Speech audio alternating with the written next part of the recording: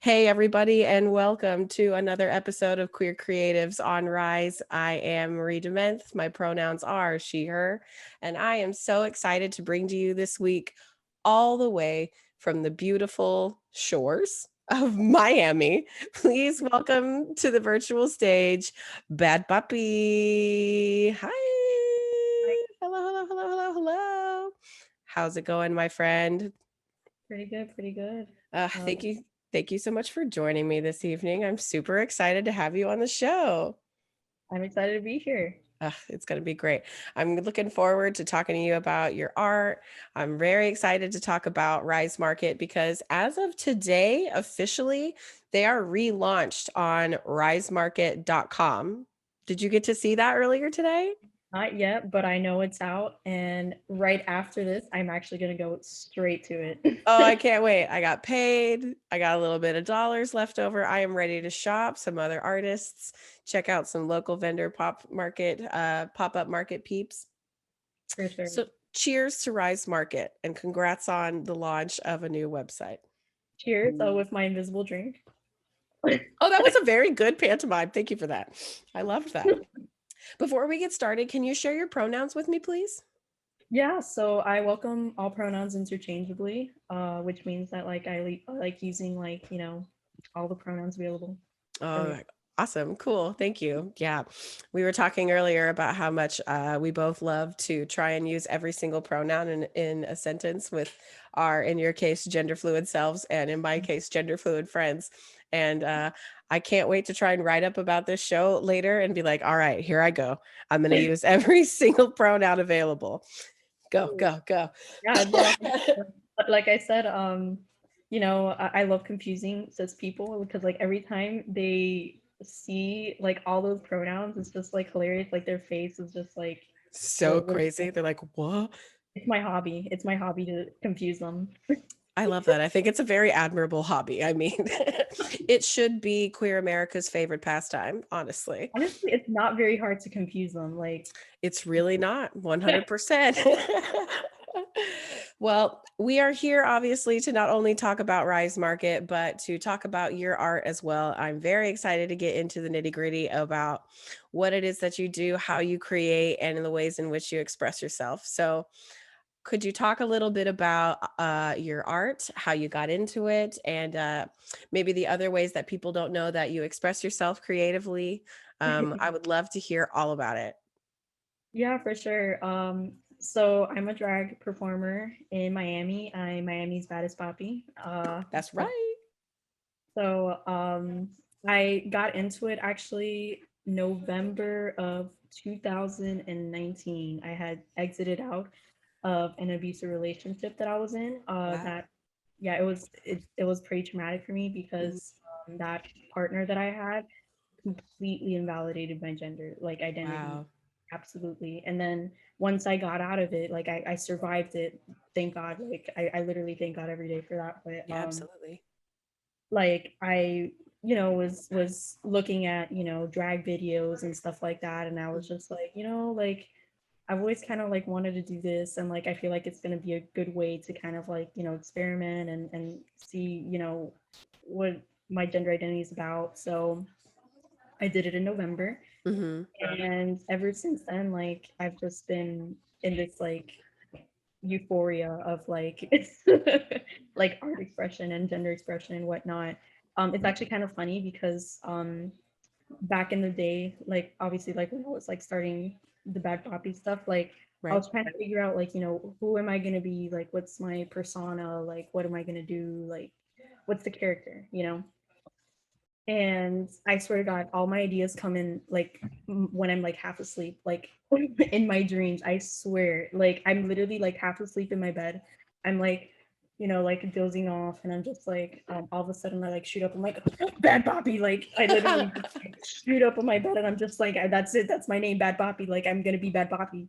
Like I swear to God, like that's what happened. And Wow. Okay. every time, like I knew that I was gonna do like you know, um, a lot of like Latin classes and just really hone in on my Latin identity Mhm. for like, you know, character, I guess you can call Right. it Yeah. persona. Yes, your persona. Yeah, absolutely. However you want to call it. Your character that you've developed, as you mentioned. Yeah, that's amazing.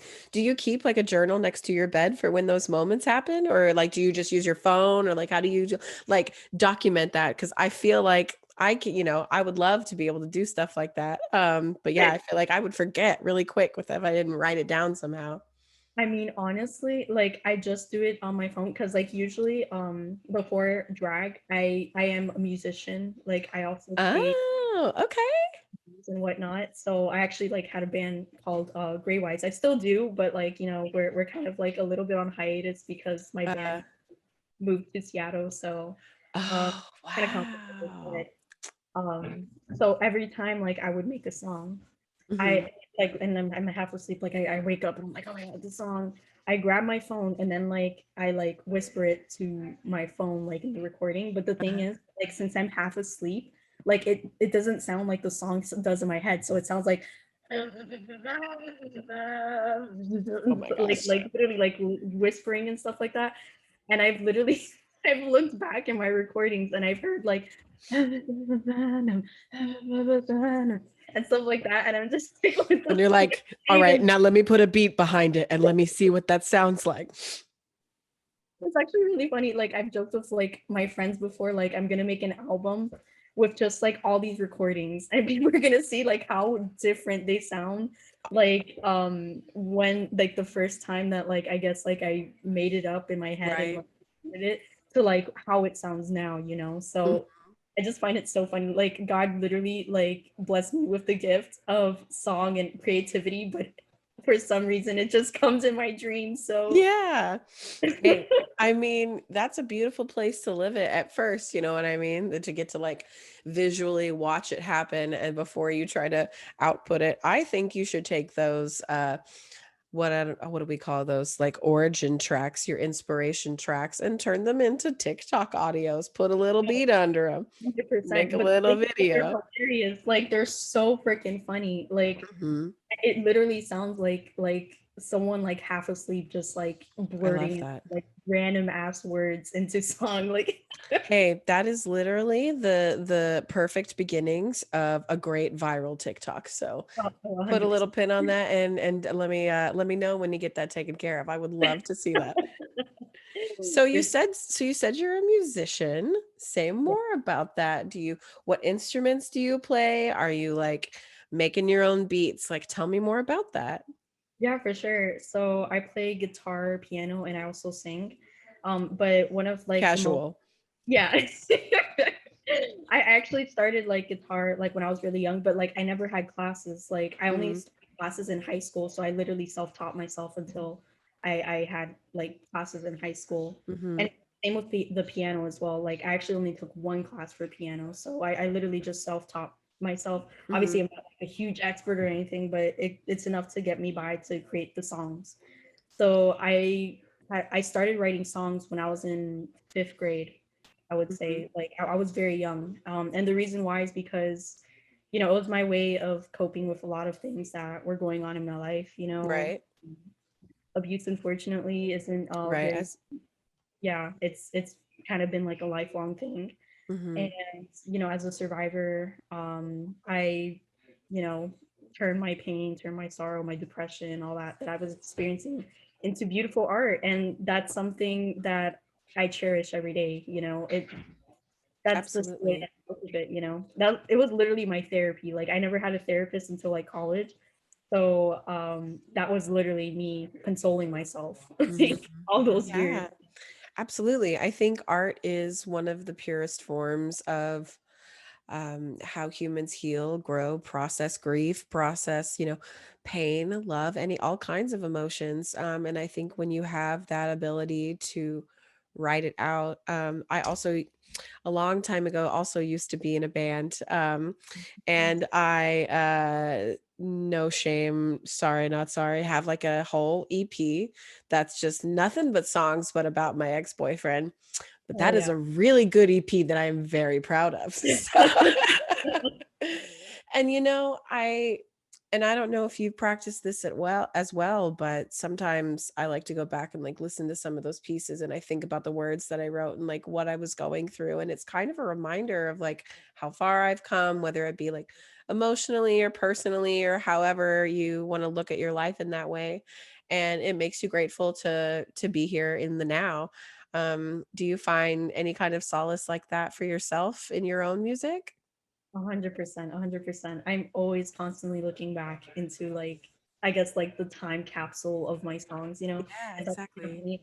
'Cause, like in my room, I have like this box, right? Hmm. In that box, it's like a red box. I Right. have a bunch of like just different random ass like lyrics or music notes or just like things about songs that like I just have like, and it's all a time capsule, just like in this red box. So every time I open that box and I look inside and I try to see like things that I've written like so long ago, like it's crazy to think about like how I was able to like create all these things, you know, and how the positions I was forced to be in like kind of led me to those things, you know.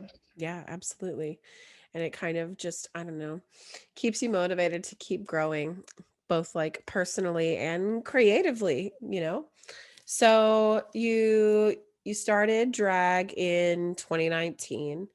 Have had a chance to preview some of your performances on Rise Market with some of their live shows that they've done. And I've noticed that it's your voice that I think I hear in some of those songs. Is that right? Yeah, yeah. So recently I literally released a like drag performance with one of my songs, I Love My Way. And that song is very special and dear to me because I literally wrote it in one of like the worst times of my life. And it's such an empowering song too. Like when you hear it, you're like, oh man, like yeah, like this is Snaps all amazing. around for real. You find out that like I wrote it in like a really horrible time in my life, but that just goes to show again like the therapeutic nature of art, Mhm. you know.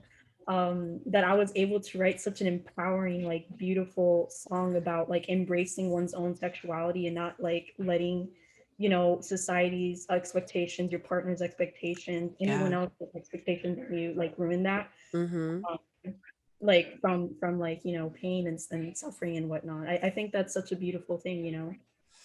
Yeah, um absolutely. I agree. I mean, it's that song specifically, that performance specifically is just as you put it, like so empowering. When I heard it the first time, I was just like every single line is just like, yes.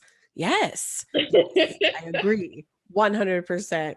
And now to know that it came from a place of suffering, it's and grief maybe in that way, it's adds this like extra layer of strength to it and like extra layer of motivation, and the lyrical content as well is unique. Like, we have a lot of songs in pop culture now and throughout music history that are meant to be empowering for like non-men in that way, and whether it's be about just like personal power or like sexual power in general.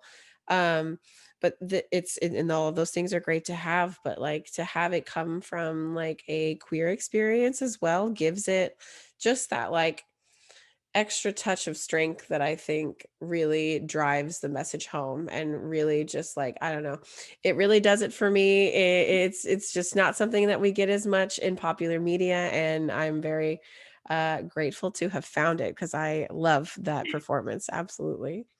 Thank you. Yes. Like actually, so that performance in particular, like it's kind of interesting how you say that about like, you know, pop culture and whatnot, like talking about like, you know, and I've heard a lot of like pop culture and specifically like women and just people in general that are non-men like coming out and talking about their sexuality, and it's so empowering, it's great. But the thing that I always like seeing that like it's just kind of like frustrating and annoying to me as like a queer person is that like even though it's about like woman empowerment and whatnot, like for some reason it's like consent like sometimes really isn't involved. Like there it's always revolving around heterosexuality, around like acts that pertain mostly to Mm, like heterosexuality, like stuff like that, and I just wanted a song that kind of like also like tells people like you don't have to do anything that you don't want to, like mhm, because when I back in the day, I had a lot of partners, and personally, like from my own heart, and my preferences, I don't really like penetration very much. mhm. That's just who I am, Right, yeah, and, absolutely. and it doesn't matter what gender I'm with. It's not me. It's not Right. me, you know. Mhm. And as a bisexual person, I was always forced to like it, whether I wanted it or Right. not, and that's frustrating because It like is. my sexuality isn't tied to sexual acts that I do, so 100%.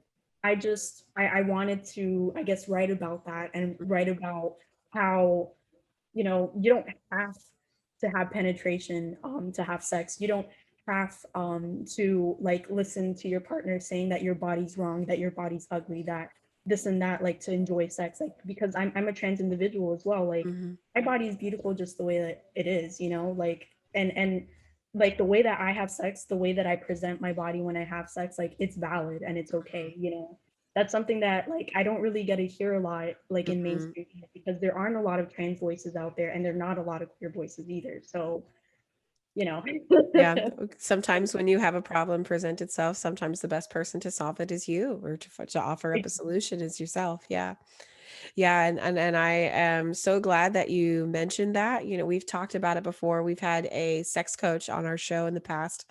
Um, Ariel Antwine, check out Sensuel podcast, Yep. everybody. Little tiny plug for her. I just got to be on a show with her not too long ago.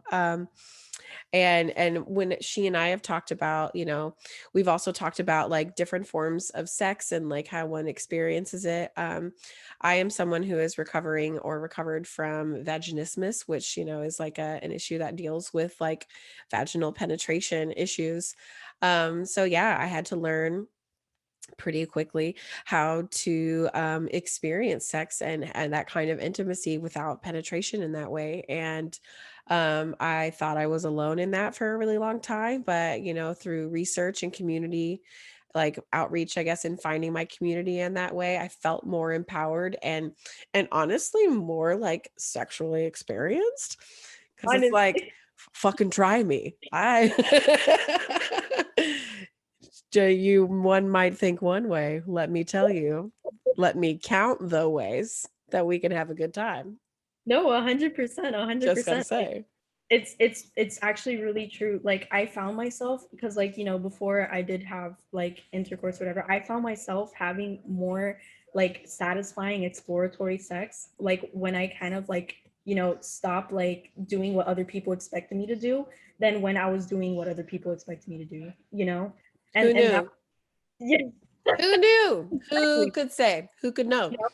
And that's something like interesting that I've also like read about, because like I'm honestly like I used to be a president of a sex ed club, in a queer sex ed club in FIU called Simple Pleasures, and I was like I What? read about all the sorts of topics that you could think of, like about sex and whatnot.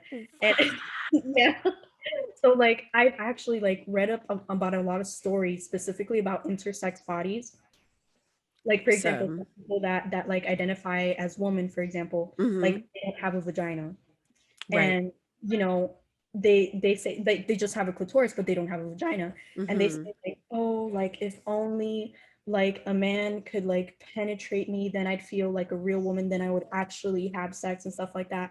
And Oh, like it's kind of sad because it's like these people like don't know that you don't have to have a vagina to have sex, and you don't have to have a vagina absolutely. to be a valid woman. There are Mhm. plenty of trans women who don't have vaginas and they're still women, you know Absolutely. it's Yeah. just really like how society like shapes people to feel ashamed of themselves, ashamed of their body. And as an intersex like individual myself, I Mhm. understand that pain, I understand Mhm. that struggle. And like all bodies, like no matter like how they're formed, how they're shaped, are valid. you know Mhm. we were made like this for a reason, like, and we shouldn't Mhm. let society dictate and like like basically police our bodies like the way that they have been.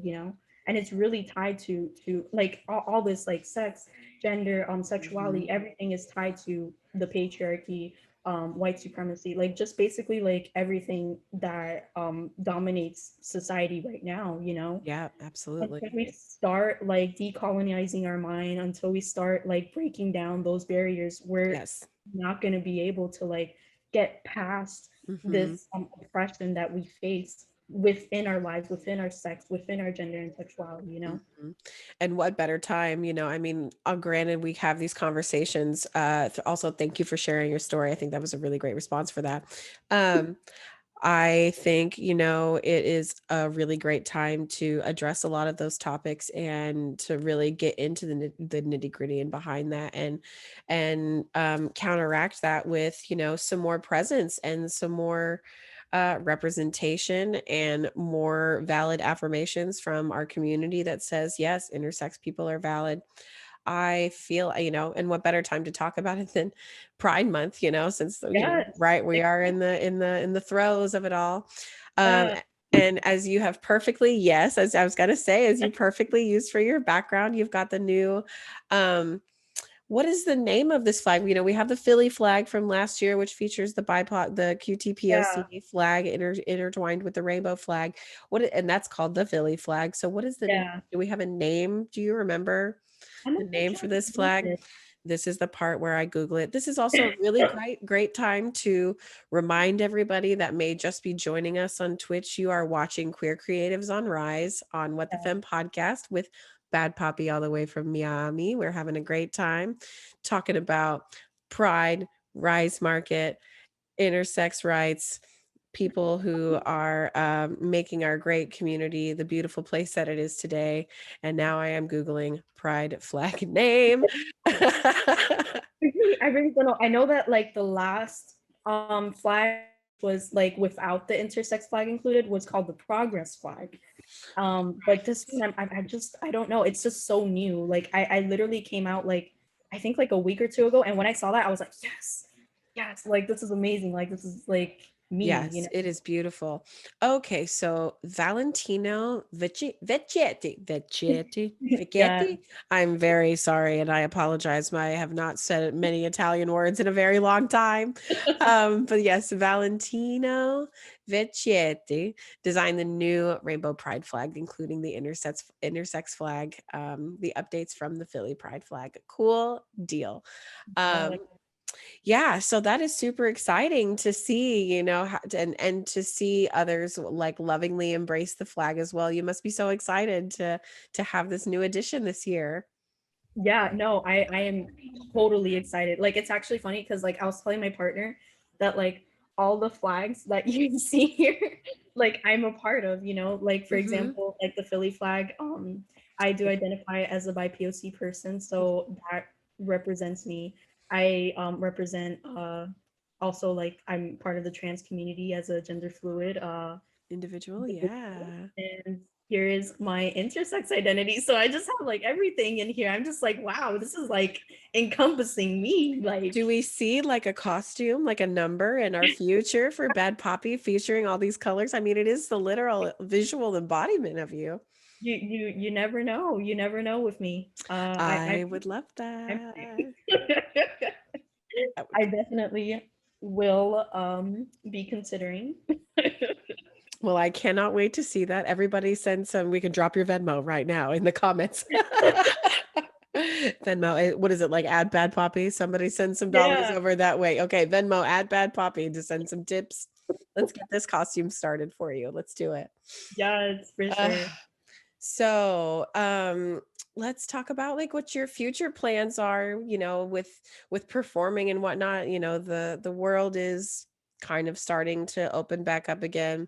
You are located in Florida, I in Texas, so I'm sure we're having very similar experiences when it comes to like the reopening of things. But once things are like fully 100% safe and like you're back to performing, like what do you feel like that's going to look like for you? Are you itching to get back out into the public performance perspective? TVH no. Word, okay. I love digital drag. I really love digital drag. Yeah, It's actually absolutely. funny because like last last week or 2 weeks ago or so, like I literally like was part of this like disability drag kind of like show because Cool. I identify as somebody who has a disability, as someone who suffers from PTSD, depression, and anxiety. And we were literally talking about how digital drag was so much more accessible to us than like, you know, drag in real life, because like, you know, like digital drag, you can like do it from the comfort of your home. Like there's no like, you know, like stairs or whatnot. And if you do have stairs, you have ramps and stuff like you don't have to ask for accommodations. You have the accommodations in your house, you know, Right. like Yeah, exactly. That place, the environment is already built out to be yeah. 100% accommodated to you. Yeah, absolutely. Exactly. And it's like awesome, you know, like I really do love digital drag because it also gives you the potential to like reach so many other people that wouldn't have been able to make it to your show or wouldn't have been able to make it in person. Obviously, in person's like still really nice, and I will be Right. doing more, Mhm. but I'm still gonna be doing digital drag. Like I ain't gonna stop. Yeah, I think it's but I 100% agree with you. I we've had the opportunity to host, we went virtual right when the pandemic happened.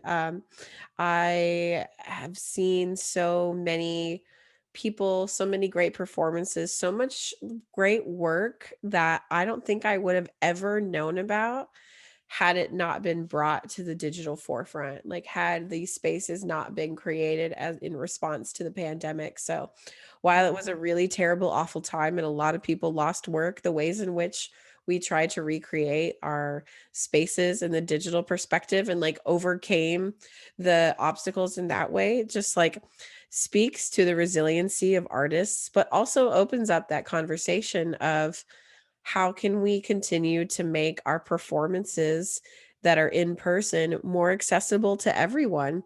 How can we add um, a streaming perspective to what we offer in person? How can we make our stages more accessible? What can we add to make our audiences have complete access? People who are hard of hearing, can we offer interpreters in that way? Can we offer up spaces and stages that are wheelchair accessible?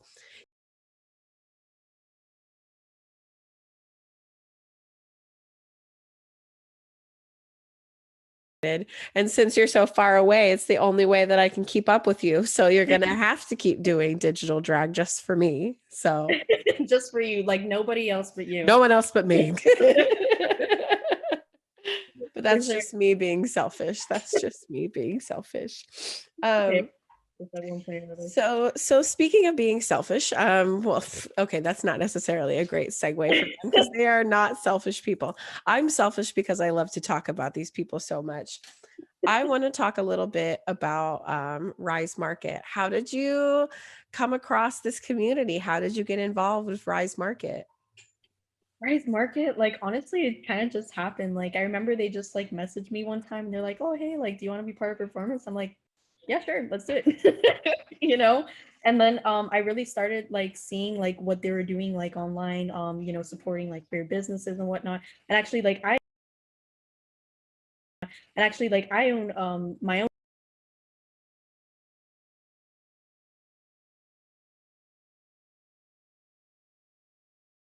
support my business, but Huh? um, it was incredible seeing like all the creators, all the queer businesses out there, vendors, like everyone who's out there, because you know, living in such a cis heteronormative society, like a non-queer like society that where non-queer people like are normalized or whatnot, even though like Absolutely. it's completely normal to be queer. Right. Um, I feel like spaces like these are just so important, you know. It really helps us like get in the forefront of like places that are just so hard to be in the forefront of. You know, Mhm. as a business owner myself, and obviously as like a creative, like it's so hard to get out there. It is so hard because people literally see your label like LGBT, they see your label like BIPOC, queer, whatever, and they're just like, nope, like they literally just swipe you just because of your label. Like Mm. no other reason but that. Like they Yeah. could love your product, they could love like everything you do, but the mere fact that you're LGBT is like doesn't align with me. Sorry. You Yeah. know, so having that space where a bunch of like queer people can just like come together and literally just share each other's art is just like it's so needed right now in this community, and like I'm so grateful for Rise Market for doing that and setting it up. Absolutely. Yeah, it's really unfortunate, something that we're dealing with, across the globe, honestly, of being discriminated against based on your sexual orientation or gender identity, and or your race or ethnicity, and for dubious reasons, out of hate and out of arrogancy, out of fear, honestly. And it is so important for us to have places like Rise Market where we can come together and create that community for ourselves. And again, across the globe, Rise Market is an internationally based program. Like, they've got people from all across the globe who are part of our community offering up things. And, it's like, for the first time, we don't have to, like, as a queer person who likes to support local and shop local, I don't have to, like, sift through, like, places that I find on Instagram or what have you and be like, okay, well, are they also part of my community? Because I'm gonna pick somebody who's actually part of my community over somebody who's not. Yeah. Um, and instead of having to waste all that time sorting through, you can go directly to Rice Market, and everything that you touch is part of your community. And Yeah, exactly. everything that's on there is fucking adorable. I know it is. It really Ugh. is. And all the Oh, people man. who are awesome. Like I think like something that I was talking to my partner about um Mhm. pretty recently is the fact that like the LGBT community in general, obviously also combined by POC Mhm. community, we don't have a lot of like accumulated wealth in Right. America, you know? Mhm. Mhm. Or And generational wealth for some as well. nope, none whatsoever, you know. Mhm. It's really hard as a BIPOC person or a queer person to make any sort of wealth. If you look at the big billionaires, they're not queer. They're not BIPOC. Right. They're cis het white men, you know. Mhm. So that really goes to show like what kind of environment we're already being set up with having a business or Mhm. whatnot. And it's hard. It's really hard Mhm. because it's you're in a society that's not rooting for you, that wants you to fail, you know. Absolutely. And and it's really hard to start a business when you don't have that accumulated wealth. Jeff Bezos, as much as we want to say he started from the bottom, now we're here, he was upper middle class. His parents gave him the loan to start Amazon. Yeah. He wasn't poor. Like he Mm-mm. was like, now he's obviously mega rich, but Right. he didn't start from the bottom, now we're here at all, you Mm-mm. know? He did not Um experience the same kind of, privileges, or the lack of privileges thereof, rather, yeah. that other people And experience. Yeah. that's what the LGBT community faces. We actually really are from the bottom, now we're here Yeah. stories. Yeah. But if 100%. a person like makes it, like it's pretty incredibly rare, or not rare, but like it's harder for them to, because there's just so many obstacles in the society Mhm. getting you to that point. Mhm. You don't have the accumulated wealth to even get us to that point. So it's like you feel like you're going around in circles. Like what do I do? Like how do I even like get out of this? The only way is through markets like Mhm. guys, the only way is through people like literally supporting our businesses Mhm. by investing money back into the community. That's like literally the only way we're gonna get out of this. Yeah. And I mean, again, you're just like you said, like, your business is establishing you're establishing the generational wealth now. It's I find that within our generation there is a lot more opportunity for us to start breaking those systemic cycles that are were imposed upon our parents, our grandparents, whether it, not necessarily anything that we societally have created, but like what, like, economically has been imposed on communities. And while it is a very, like, strong burden to carry, it is also, or a heavy burden rather, to carry, it is strengthening in that way that you're able to tap into growth in the community in so many multitudes because you yourself contain so many multitudes. Um, and now, looking ahead 20 years, 30 years from now, you get to establish that generational wealth. Like, you're the one that's getting to pave that way. It's a very monumental thing to manifest, to generate, and so I applaud you for that, and I am so grateful that you do these kinds of things, and I hope you understand the, like, brevity of impact that what you're doing every day in your existence has on yourself and on your immediate community and the community, like, at large within, like, Rise Market and otherwise. Yeah, no, for sure. I mean, I'm still poor. Right, right, right. We're still living in a capitalist society. I'm just the work that you're doing, it has wealth to it. Yeah, no, definitely. It will like I know that the work takes time is a thing. Like I'm okay being poor now, because Right, I I'm right know there with you. eventually, I'm eventually like, it's gonna, yeah, absolutely. You're like, "One day." That's Yeah, what I keep no. telling myself too. But yeah, I mean, just saying like I mean, just the very work that you're doing and like even just like being a performer or even the very attempt of you like creating your own business and running it for a little while, like that means something. That carries weight. Oh, yeah. Um, and it's important work. Um, oh man, I was gonna ask you something else about, oh yes. So you said it was vegan desserts, right? Yeah, it's vegan desserts. Which I love that. Do you have, like, bigger aspirations for that? Are you trying to stay, like, cottage in-home style, or are we looking at a food truck? Are we looking at, a brick and mortar? What's the goal? Or are there other goals like that rather? Yeah, the goal is eventually to get it into supermarkets. So I want like, Publix to have it, Whole Foods to Yes. have it, like just local like businesses to have it, like to sell it, Yes. because there's just so many lack of options. Not necessarily only vegan, but also like top 8 allergen free. And our business also deals with that because I'm severely allergic to nuts. So I was like, let me just make veganism more accessible to people by like not putting all these like things Yes. that like Mhm. make people like go into like asphyxiation. Anaphylactic shock and things. Yeah, absolutely. um so yeah, that's kind of like why I started the business to begin with, to make food more accessible. Mhm. And eventually like I would like to be able to sell it wholesale at local retailers. So that's kind of the goal. I love that. I hope you get to do that. And if you ever can, send some this way. I know I can order some off of Rise Market.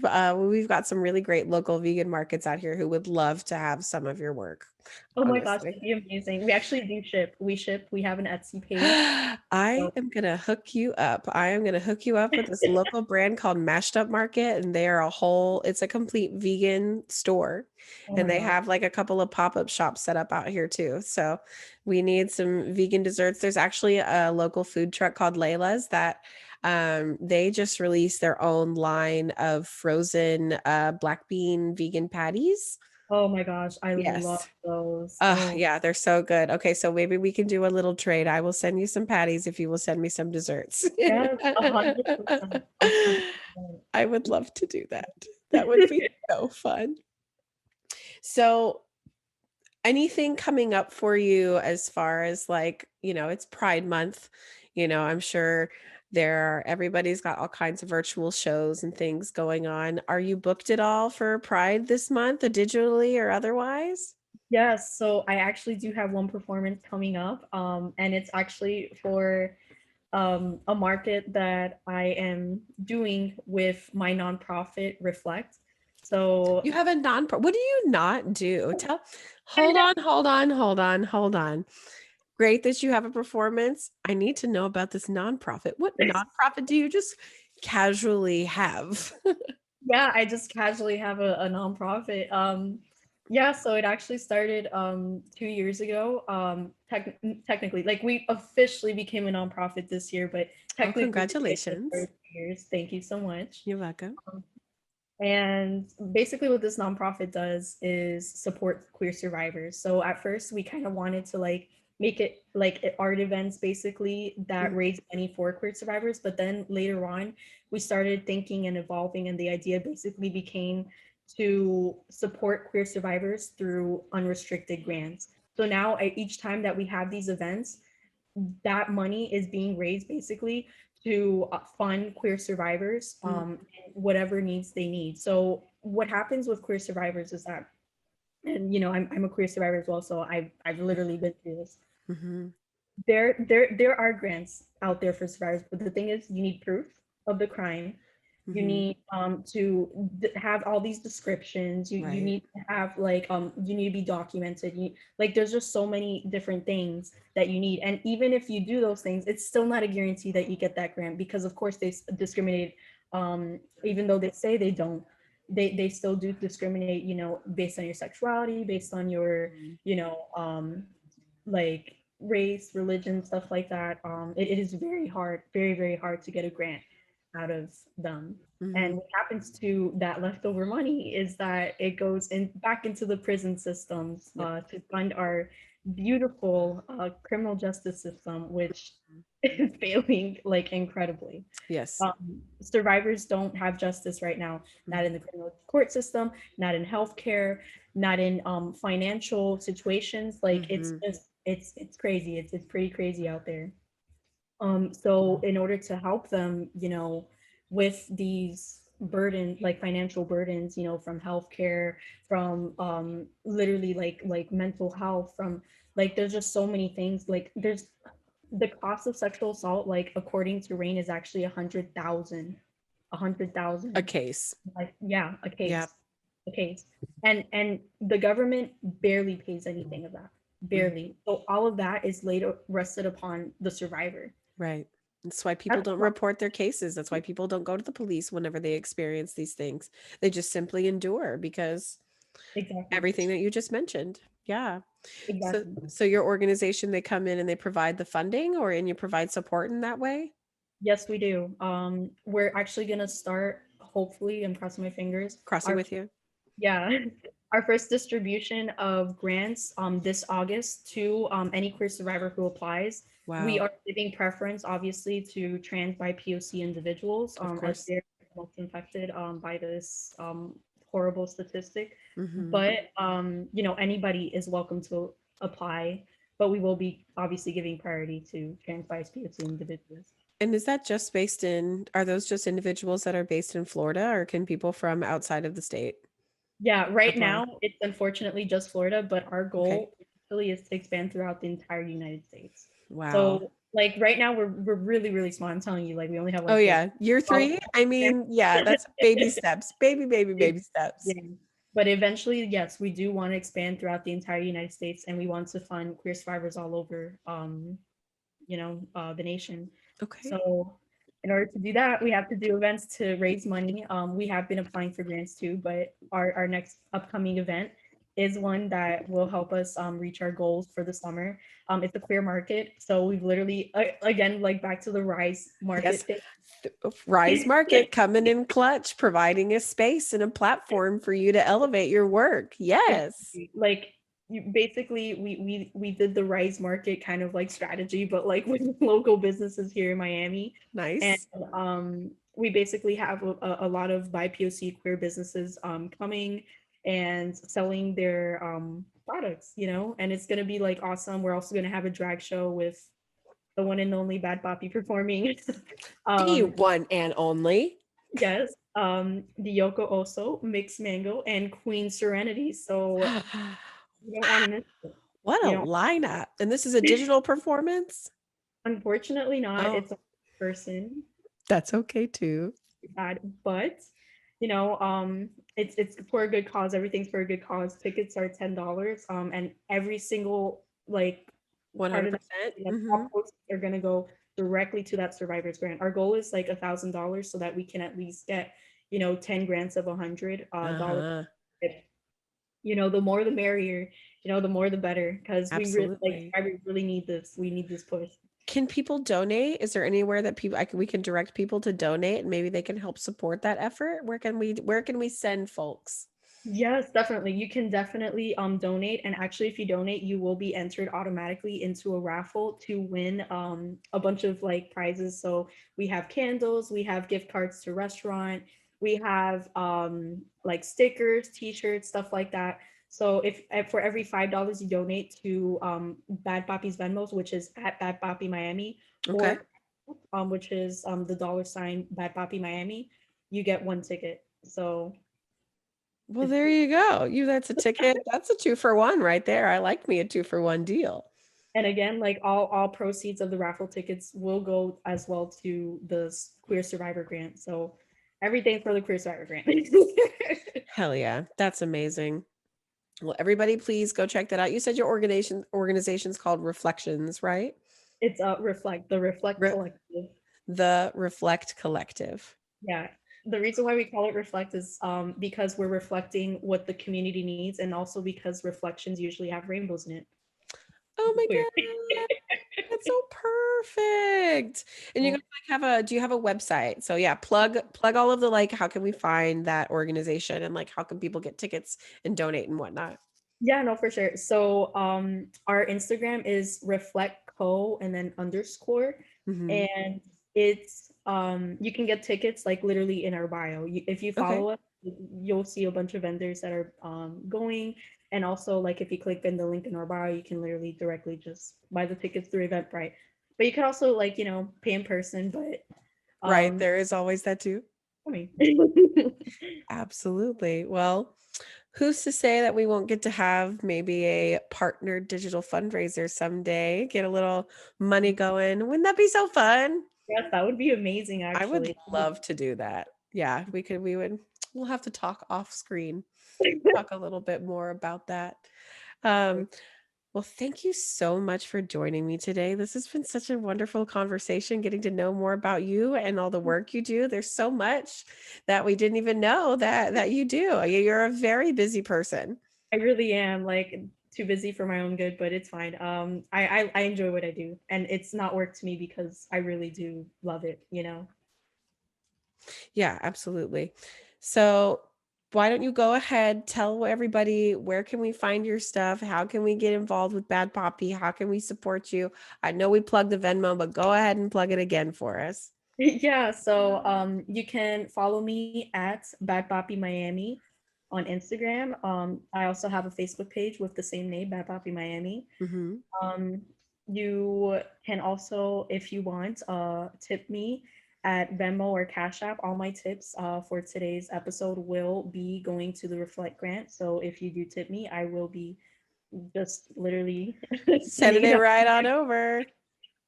And you can tip me at Venmo is at Bad Papi Miami, and Cash App is $ Bad Papi Miami. So Hell yeah. And how can we find your vegan desserts on Rise Market? Remind us again, what's the name of the business on there? No Nut Vegan Sweets. So that one, you can find us on Instagram at No Nut Vegan Sweets. If you want to order locally in Miami, you can go to nonutvegansweets.com. And if you want to ship, we're on Etsy as No Nut Vegan Sweets. So we have some options here. I love that. So anybody and everybody can get a hold of your treats no matter where they are. Exactly. That is so awesome. And congrats again to the people of Rise Market for launching your new website today. You can find No Nut Sweets. You can find What the Femme podcast and many other awesome vendors right now at risemarket.com. We are so excited to be a part of that organization in that way and to be able to partner with them on Queer Creatives on Rise and everything else that we get to do. Our next Queer Creatives on Rise is going to be next month on, oh my gosh, what's next month? July 17th, um, with the creators of Boy Package. So I am very excited to talk to them about their wares and get to know a little bit more about them and continue to celebrate Rise Market. Well, That's thank it. you so much, Bad Poppy, for joining me today. I had so much fun getting to talk with you. I had a blast talking to you. Oh my gosh, this Yes. is amazing. It was so fun. Hopefully, we'll get to bring you out to Texas sometime for an Yeah, in-person show. I Bring would. some treats. That would be great. But maybe a little digital show in the meantime. And actually, before we go, I think we've got a performance ready to play out the evening. Juniper, I think we've got that ready to go. A little bit of "I Love My Way" by Bad Poppy. Yeah, Yes. awesome. All right, folks. Well, let me see. I am just checking with our dear friend. Thanks, everybody, for tuning in. If you've been watching along with us on Twitch, we've had a great time tonight hanging out with you on the Twitch stream. Um, have a great rest of your night. All right, here's a little bit of I Love My Way. Y'all are no longer on.